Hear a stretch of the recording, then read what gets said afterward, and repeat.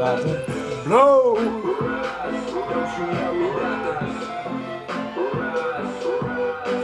Hello, everybody, and welcome to the Mood Tube Draft Day edition, brought to you by Chill Nice.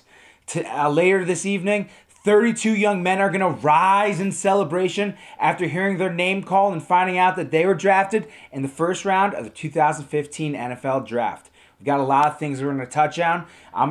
Later on, I'm going to get to doing a Jets 7-round mock draft. Well, technically they only have picks in 5 rounds, but I'm going to do a Jets 7-round mock draft. But first, I'm going to start out by taking a look at how I think the first round is going to go at the top of the round, and then I'm going to give who I think each of the teams that most of my viewers root for, who I think they're going to take.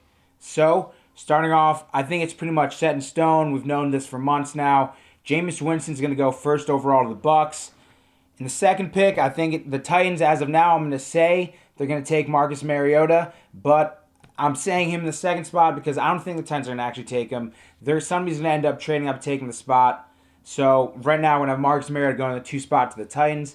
In the 3 spot, we've got Leonard Williams going to the Jaguars.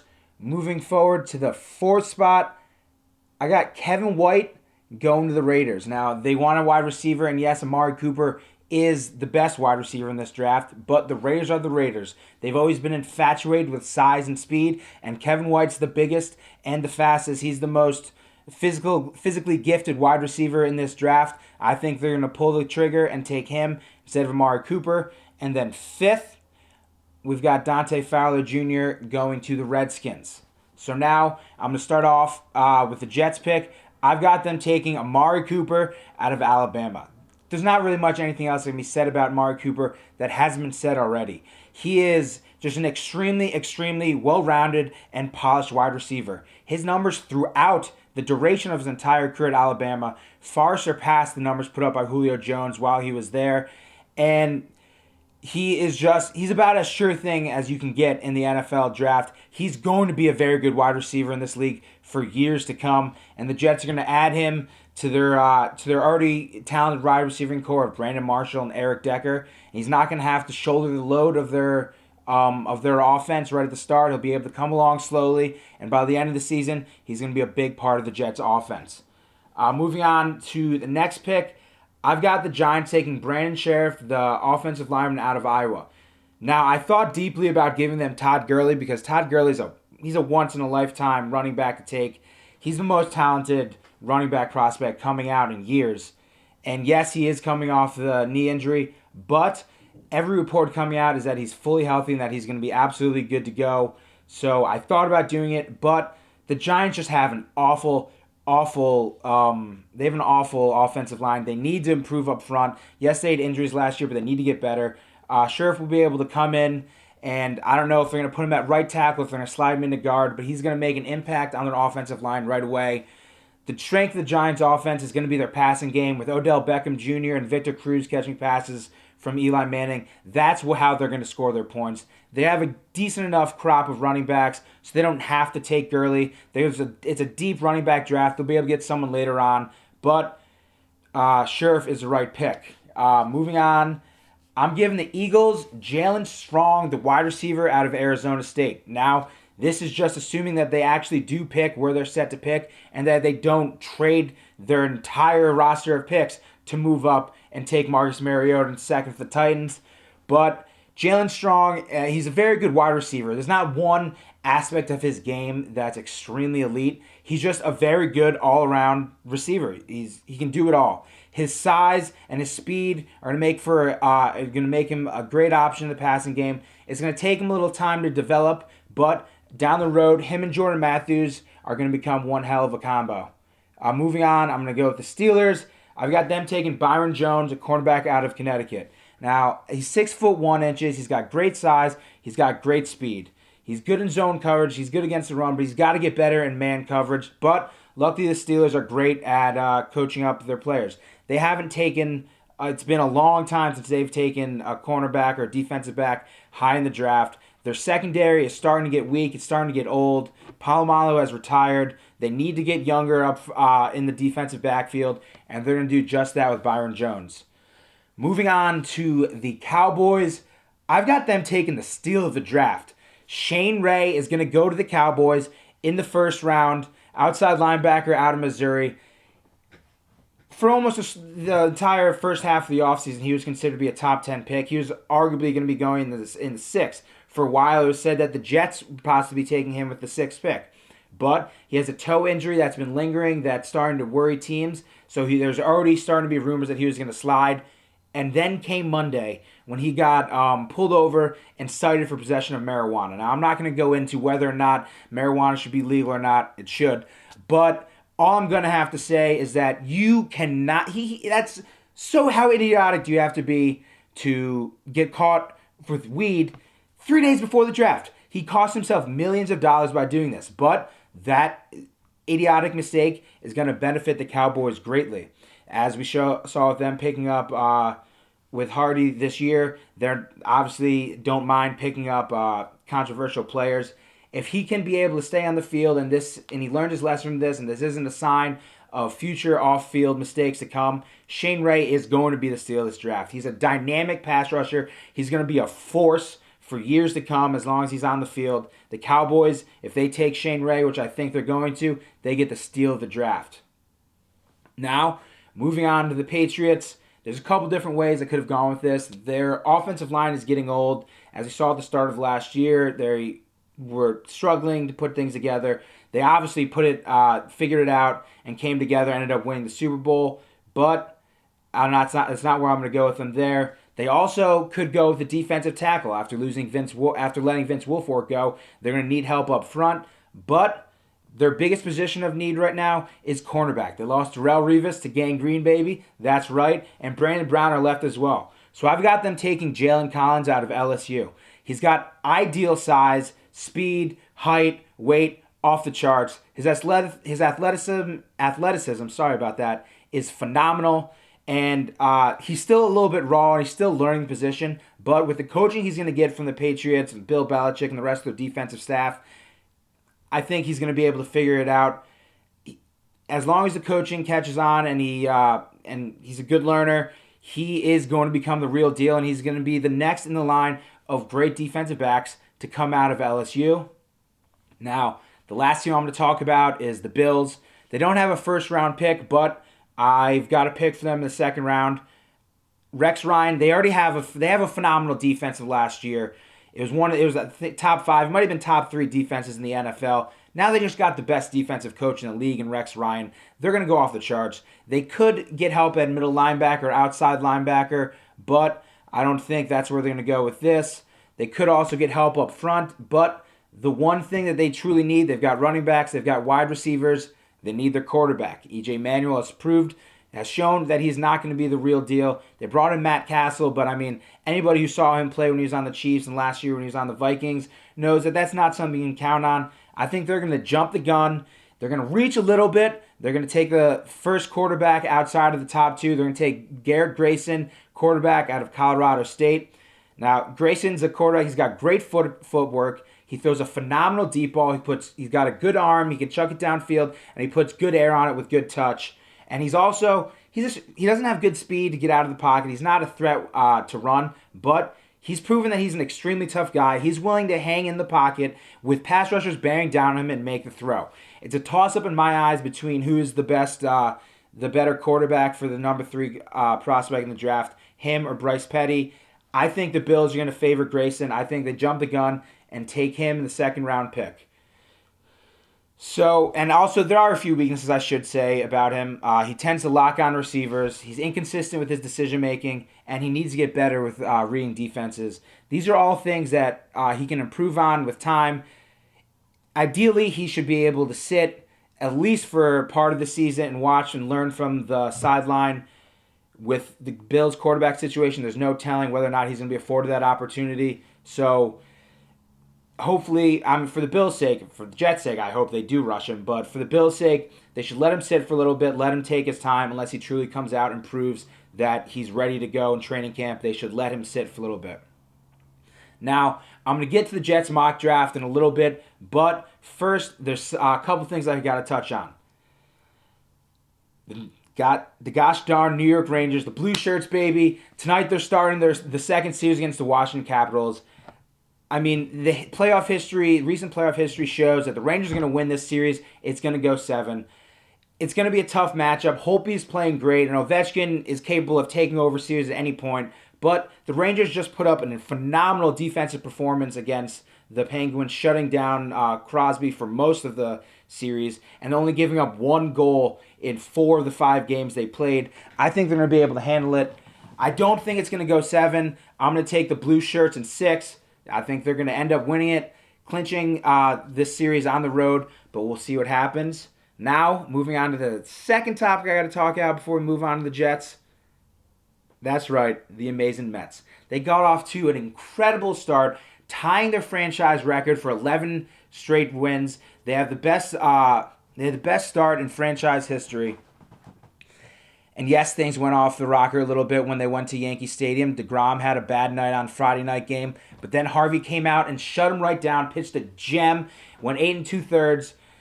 He probably should have been able to go the distance, but he gave up a walk and hit, so they had to take him out. Harvey, the most incredible thing about Matt Harvey is there hasn't been one game where I've thought, like, wow, this is Matt Harvey back to being Matt Harvey. And yet he's still 4-0. He's still striking out people at will. The fact that he continues to win these games without him being at his best is truly scary for the rest of the league once he actually gets things going. I mean, and now there's a lot of things that fans around baseball are getting construed. I've been saying myself, I can't believe the Mets are the best team in baseball. People are saying, how are you calling the Mets the best team in the baseball? They're not the best team in the baseball. It's April. Yeah, of course I don't expect the Mets to go on and continue to reel off 11-game win streaks continuously on top of each other. They're going to struggle a little bit. They lost the series to the Yankees. They lost the series to the Marlins last night. But, I mean, their pitching staff is incredible. Their offense is a little down right now. But what do you expect? They have David Wright, their best offensive player, is on the DL. He's hopefully set to come back on Saturday, so things should turn up. Travis d'Arnaud, unfortunately, is on the DL, but Kevin Plawecki's come up. He's been doing a good job. Hopefully he continue to improve as a hitter. He's calling great games. He's been playing well defensively. So the future looks bright for the Mets. Anybody who's trying to say that the Mets aren't a possible contender this year, that they don't have a chance to win the division, let alone at least get a wild card, I mean, that's just not only being bitter, that's being stuck in your ways, and it's absolutely ridiculous. Get over yourselves. The Mets are a team to be reckoned with this year. Now, on to the Jets 7-round mock. Well, so let me start this off by saying I'm doing this presuming that the Jets don't make any trades because obviously you can't predict it. I personally have a feeling that they're going to end up trading back.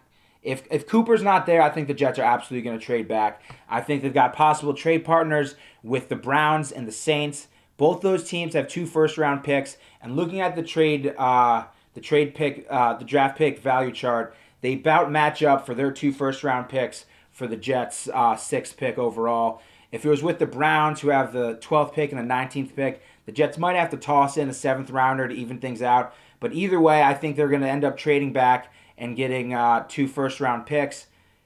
Player to watch if they do trade back: Todd Gurley, Bashard Perryman, Andrus Peat, Jalen Strong. It'd be a little bit early to take him, but you never know. Maybe if they trade back to the 19.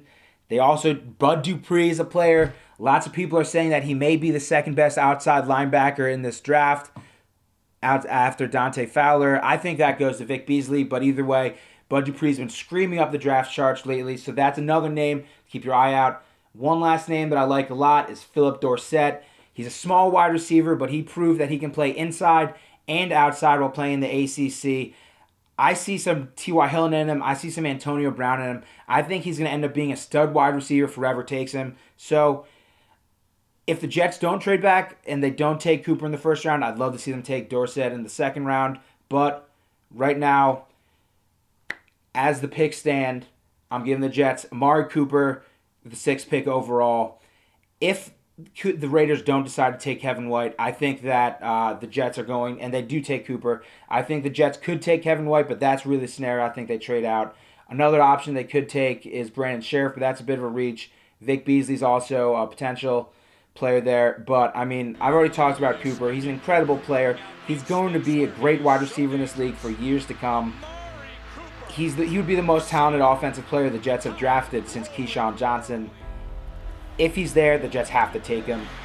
Brandon Marshall's only under contract, officially under contract for 1 year. He said he wants to stay in the Jets for long term, but you can't trust that. If they can get Amari Cooper together, Marshall, Decker, and Cooper would be arguably the best wide receiver tandem combo in the NFL. Then you got Jeremy Curley in the slot. You got Jay Samara at tight end. That would be one heck of a dynamic receiving core. So I love that. In the second round, I've got the Jets, 37th pick overall. I got the Jets taking Eli Harold, outside linebacker out of Virginia. He's a very explosive player off the snap and does a great job of contorting his body so that the offensive linemen have a really small target to try and block him. And he's got a very tall frame. He's got long arms. He's lengthy, but he is a little bit on the small size. The plus side for that is that he's surprisingly strong for someone with his frame. He's great at setting the edge against the run.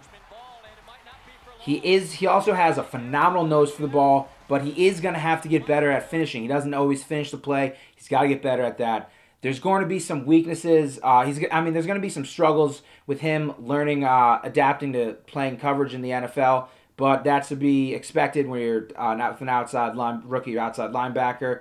And lastly, he does need to bulk up, get stronger so that he can become a better power rusher.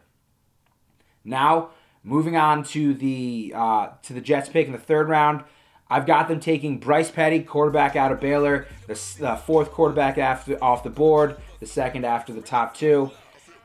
At Baylor, Petty had led a prolific offense in his time as a starter. He has ideal size. He's an incredible leader. And playing through a back injury last year, he proved that he has the toughness to sit in and play through injury and grit it out through a long NFL season.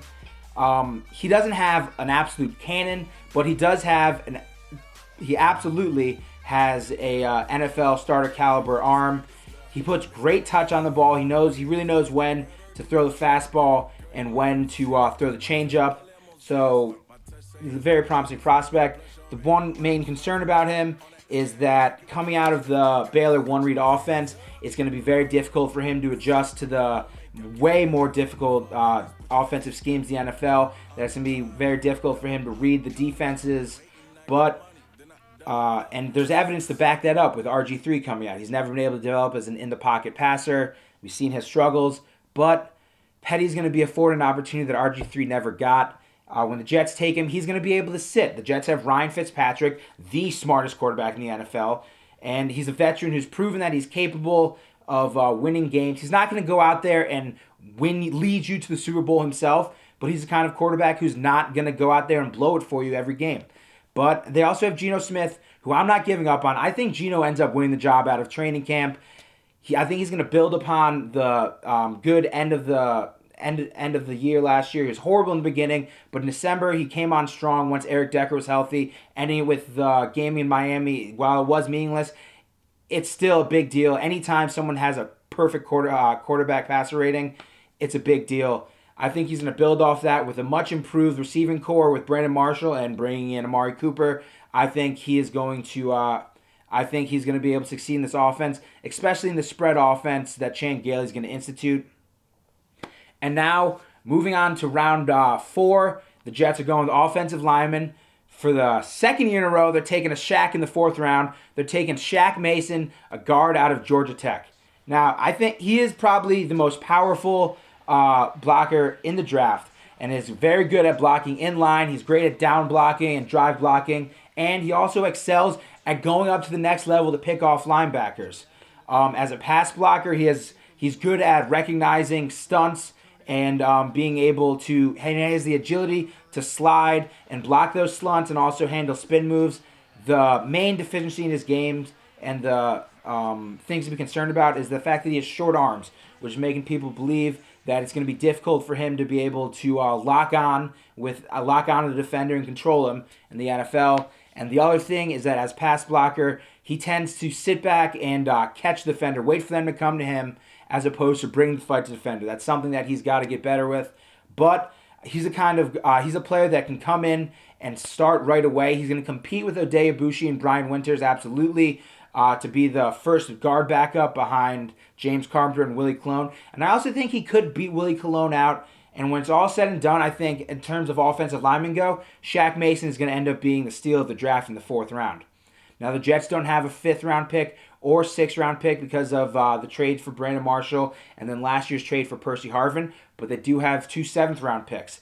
And the first pick in the 7th round, I've got them taking running back Rashid Williams out of Alfred State. Now, this is a very unheralded player. At his pro day, the Jets were the only team to show up. He had previously worked out for the Texans, but this is somebody that I think could end up being the Jets' best find since Wayne Corbett. He's that talented of a player. He may end up being one of the best draft finds in this entire draft. He's going to be one of the best. If the Jets do take him, he'll be one of the best Jets picks of all time, especially when you take into consideration where they take him. He's got at 6'1". He's big, he's strong, he's fast. He can take it up the middle, but he's elusive. He can take it to the outside. I got one play, as you can see, he gets one in the first play into his highlight tape was all I needed to see, the fact that he's a game-breaking running back, which is what the Jets solely need. They've got Chris Ivory and Stephen Ridley, who are both bell cows, who could bang it up the middle, but neither of them are threats that break a runoff from anywhere on the field. That's exactly what Rashid Williams can bring to the Jets offense. He has a diabolical spin move. As you can see, look at this play right here, where he's barely even getting going. He accelerates right into the spin move and then continues right on, breaking the run, continuing the run upfield. And the thing is, the best aspect of his game is something I haven't touched on. He is a phenomenal wide receiver out of the backfield. He would bring an incredible element to the Jets passing game. He would bring an explosive. He would be an explosive back to their to add to their stable of their current running backs. I think he's someone who over time could develop into being a 3-down back. I think he's going to end up being the steal of the draft. Rashid Williams, keep an eye out for him. Jets in the 7th round. And then with the very next pick of the draft, the Jets are going to end up taking Cedric Thompson, safety out of Minnesota. He was a 3-year starter at Minnesota, but yet his contributions went very far under the radar. He's got great speed and can stick to receivers in man coverage, whether it's a running back or a wide receiver. And when he's in man, it's very rare that he gets beat over the top with his incredible speed. He's also very good at coming up and playing the run, and he's at his best when he is playing at the line of scrimmage. Now, the weakness in this game is that he lacks the instincts to be a ball-hawking safety in his zone defense. He consistently locks on to one receiver and fails to see the rest of the play developing around him. Now, on the Jets, if he wants to make the roster, he's gonna have to cut his teeth on special teams, as with with pretty much every 7th round pick ever. He's gonna have to cut his teeth on special teams to make the roster. If you make a good contribution there, he's gonna stick around. And over time, with the right coaching, I could see him eventually developing into becoming a starter. But we'll see. Draft day.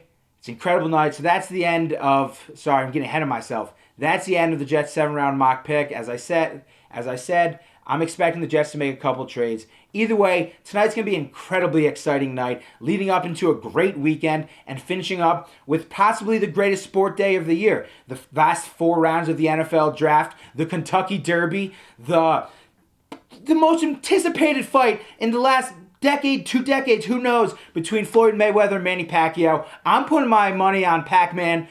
Not only do I think boxing is fixed, I think they want to juice this into 3 fights.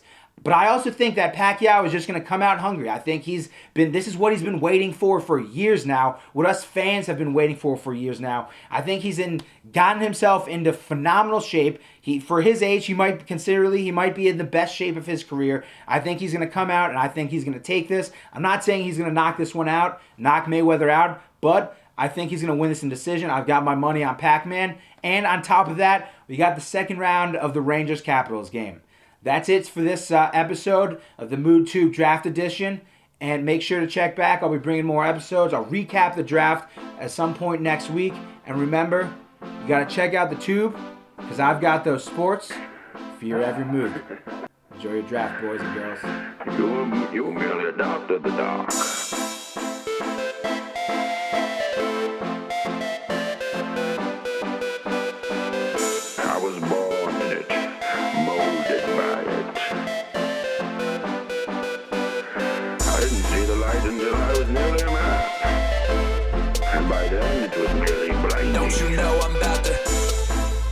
Nothing to me but Don't you Brady. know I'm about to